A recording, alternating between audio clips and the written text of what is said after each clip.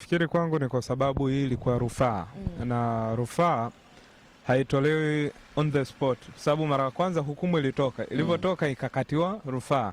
At least ingekuwa ni maamuzi ya moja kwa moja ya kwanza, kungekuwa na dosari kubwa. Lakini pia kuna vitu kadhaa ambavyo naweza kuvichukua kwenye sakata hili la Senegal kuvuliwa ubingwa wa AFCON. Vinaweza kuwa ni mjadala mzuri na maswali kwa siku zijazo pia. Cha kwanza, Afrika kama bara tuna changamoto ya uelewa na usomaji wa kanuni. Kwa ujumla tuna hiyo changamoto. Lakini eneo la pili, tunaweka kanuni tukiwa hatuna uhakika kama tupo tayari kuzitumia na kuzitekeleza. Lakini cha tatu, hatujui kama tunataka kanuni ama tunataka busara. Kwa sababu nitakupa mfano mwepesi tu kwa kutumia reference ya ligi yetu ya Tanzania. Kila siku hapa tunalia na kanuni, lakini kanuni hiyo hiyo ikigusa sehemu ambayo sisi ndo wahanga ama sisi ndo waathirika, tunataka busara zaidi. Kwa mfano Morocco wametumia haki yao ya kikanuni, si ndio? Kanuni ambayo ilikuwa na loophole ina matatizo, yani kanuni ni changamoto. Lakini lile tatizo ama ile changamoto sio issue ya Morocco tena, ni issue ya sisi Afrika kwa ujumla, kwa sababu muda wa marekebisho yanafanyika kila michuano, na hiyo kanuni nchi wanachama wote walikuwa wanaijua. Sasa ni swala la wewe, unajua wanasema kisheria ama kwenye utaratibu wa kanuni na sheria, wewe unatakiwa utafute udhaifu wowote uliokuwepo unufaike nao, ndio favor ya kanuni ilipo. Kwa hiyo Morocco ametumia weakness ya kanuni mbovu kuweza kuiadhibu Senegal, na binafsi kwenye hili ningetamani zaidi kwenye mjadala wetu tusiwalaumu tu Morocco, bali tuwasifia Morocco kwa namna walivyotumia kanuni, udhaifu wa kikanuni. Ni the same na wale waliokuwa na mlaumu Luis Suarez kwamba ule mpira aliushika kwamba alidhulumu Afrika. No, alikuwa mzalendo kwenye nchi yake, lakini Mwafrika alipokelewa kwa mabuti kabisa. Lakini Mwafrika alipaswa kuwa shujaa kwa kuzamisha mpira ule ndani. Sasa nataka tuwasomee kanuni ambayo imetumika. Kanuni ya 82 nasema ikiwa timu itakataa kucheza au kuondoka uwanjani kabla ya mechi kumalizika bila idhini ya mwamuzi, inachukuliwa kuwa imeshindwa. Lakini pia kanuni ya kifungu cha 84, timu iliyopatikana ikikiuka kifungu cha 82 ambacho ushakisoma, inatangazwa kuwa imepoteza mechi kwa mabao 3-0. Ndio maana Morocco ikapewa mabao 3-0. Wapo wengi, mimi natupa mpira kwenu, mimi nasoma tu comment za watu na maoni ya watu, alafu wapo wengi ambao mtajadili. Yupo hapa Sadio Mane. Baada ya hili pengine kabla hujaenda hata kwa Mane, kwenye hiyo kanuni ndo ilitumika kumpa ubingwa Esperance de Tunis kwenye CAF Champions League mwaka 2019 dhidi ya Wydad. Mechi haikumalizika. Mimi nasoma baadhi ya maoni afu mtakuja kuyazungumza hapa na athari zipi zitajitokeza baada ya hili. Sadio Mane amesema huu sio mpira tunaopigania, hii sio Afrika tunayoiamini. Kuna rushwa nyingi na inaua shauku ya mamilioni ya mashabiki. Wachezaji wanapambana ila maamuzi ya vikombe yanatoka nje. Nimesikitika sio tu kwa Senegal bali kwa soka la Afrika. Mashabiki wanastahili haki, uwazi na heshima. Huyo ni Mane. Lakini Jamie Carragher, mnafahamu wote, anasema yani Senegal wabebe ubingwa, umati ushangilie kwa shangwe na wachezaji wanyanyue kombe, alafu uje useme hapana, Morocco ndio mabingwa wa mabao 3-0. Inachekesha. Ndio maana nilisema AFCON ni mashindano madogo ambayo Ulaya hawezi kutokea kwa sababu. Sasa Patrice Evra pia alikuwepo hapa na ameandika na yeye kusema kwamba mpira wa Afrika umepoteza uaminifu, wa watu wote wanacheka. Nilivyoiona hii taarifa nilijua siku ya wajinga ya mwezi Aprili, tarehe 1. Hongera Morocco, najua mtafurahi, la bingwa wa kweli ni Senegal. Hii ni aibu kwa mpira wa Afrika. Lakini wa mwisho kabisa ambaye alikuwa hapa anazungumza ni baadhi ya wachezaji wa Senegal, Simba wa Teranga ambao na medali wanazo, wakitoa maoni kwamba wakimwambia kapteni warudishie kombe lao na vitu kama hivyo. Athari natamani kuzifahamu, na kile ambacho umekisema Morocco wametumia kanuni na wametumia ile loophole ambayo ilikuwa kwenye kanuni na kujinufaisha kwao. Athari ni zipi hasa zitajitokeza? Kwanza ukisikiliza maoni hayo yote yametoka kwa watu ambao kuna wana unasaba na Senegal. Kwa mfano Patrice Evra, mzazi wake mmoja ni Msenegali, yani ana asili wa Senegal, na kuna wakati walivyochukua ubingwa alisema najua baba yangu amepumzika, atakuwa amepata faraja na vitu vingine vya namna hiyo. Mmoja tu ndio Jamie Carragher ambaye pia naye alishakuwa anaipiga mawe Afrika, alishaanza kuikosoa AFCON kabla haijafika.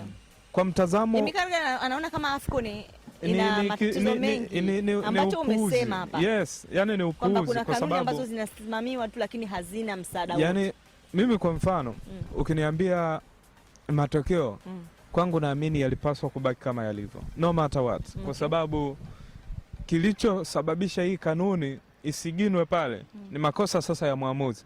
Mwamuzi baada ya kuona dakika 15 watu wamegomea mechi, wameenda mpaka vyumbani, mwamuzi alipaswa kumaliza pambano, lakini hakumaliza pambano. Na kinachoshangaza zaidi, hujaona hukumu yoyote ikienda kwa mwamuzi, kwa maana ya Jean-Jacques Ngambo Ndala. Hiyo nafikiri ni doa zaidi kwa match commissioner, kwa mwamuzi mwenyewe.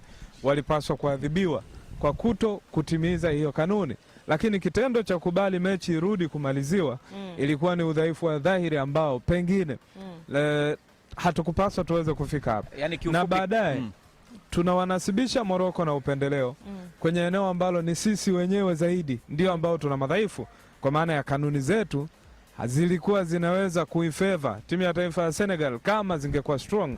FIFA sasa hivi wanapiga vita sana hizi kanuni za kupeana ubingwa mezani. Nafikiri kama tukiendelea hivi miaka 2-3 ijayo tunaweza tukaja tukashuhudia maajabu mengine, na I can promise you hata hii CAF Champions League inayoendelea sasa hivi kuna tukio litakuja kujitokeza siku sio nyingi, naomba mark my words. Sawa sawa. Nilikuwa nakizungumza hapo kwenye akizungumza pale kisha kanuni. Kanuni zipo na kanuni hizo zilizopo ambazo zina madhaifu ndio ambazo zilishindwa kusimamiwa kipindi mechi inaendelea, kwa sababu kama kanuni inasema ikizidi zile dakika 15 watu walitoka kagomea mechi, anayetakiwa kupewa ushindi ni yule mwingine, kwa nini mechi ilirudishwa kuendelea? Kwa hiyo maana yake kama ni kanuni, rufaa ya ubingwa wa Morocco ni kikanuni, kanuni hiyo ilishavunjwa siku ya mechi. Atafutwa kuadhibiwa kwenye hiyo issue ya kanuni na sio kuwanyang'anya kombe, kwamba hizi ndio pengine kingefanyika, lakini kuna mambo mengi ambayo yamekuwa kitajwa na kuna baadhi ya wadau ambao sikutegemea kabisa wanaendelea kuchanganua mada hii na kuhisi kwamba uko kwa Afrika Kaskazini ambao sikutegemea. So Algeria ukitazama hata Wamisri wengi walikuwa wanaunga mkono Senegal. Na Misri, nitakwambia sababu rahisi. Wako tofauti kabisa. Nitakwambia sababu rahisi. Unajua kwenye dhana ya mtazamo wa mpira wa miguu ni vyema mpira ukamalizika kwenye pitch. Yes. Lakini ukiona mpira unaenda kuamuliwa kwenye corridor, maana yake kuna doa ambalo nafahamu pia hii case. Member iliyokaa. Yes. Yani itafute hapa. Kama kuna mbongo. Aliona yes, hapa. President aliyekuwepo hapo ni Judge Rodali Laibo Harman, vice alikuwepo ni Faustino Monteiro. Lakini pia members ni Moez Ben Tahar ambaye huyu ni raia wa Morocco, lakini Musa Ikangwa huyu ni Kotorojini, lakini Hamoud Bobwe na Mohamed Jama, lakini pia yuko hapa Asovavi Homeland, lakini pia Judge Masauko ambaye huyu ni Mzambia, Lubamba Hector huyu ni Mkongomani. President yeye ni raia wa Nigeria. Okay, alisimamia kama bodi ya rufaa. Sasa hapo Mkongo tunajuana. Hata Nigeria. Mimi nimepata mashaka mengi. Yaani mimi nimeona mtu mmoja tu pale kutokea Morocco. Hii wamejua kubalance. I love the way they. Issue ya upeta inayozungumzia hao wengine sio wa Morocco lakini automatic ni wa Morocco. Tunatoka moja kwa moja tunaenda barani Ulaya. Huko kuna mengi. Yes. Tukianzia kwa Blues. Mmekosa story ya kuanzia msimanzie Madrid na Man City kwa mechi kubwa. Bingwa wa dunia upete. Pale kwa Mfugale kwake. Darajani kwa Mfugale. Wamefungwa nyumbani kwa Mfugale Stamford Bridge na wamefungwa mabao 3-0. Ndio maana mvua inanyesha hapa bila. Lazima itutinge kwa sababu kuna baadhi ya vitu inanyesha kwa sababu ni jambo kubwa la kipekee lilotokea ambalo naamini hakuna ambaye alikuwa anaamini kama inaweza kutokea. Kwa nini kuna PSG ambayo ipo katika hali mbaya hivi? Unajua PSG wanajihesabia kama huu msimu hawapo vyema na wanakufunga 8. Maana yake kama wangekuwa sawa sawa hapa pengine jana ilikuwa ni karamu ya mabao. Mechi ya kwanza Chelsea alifungwa 5, hii ya jana akafungwa 3-0. Hana nyumbani, hana ugenini.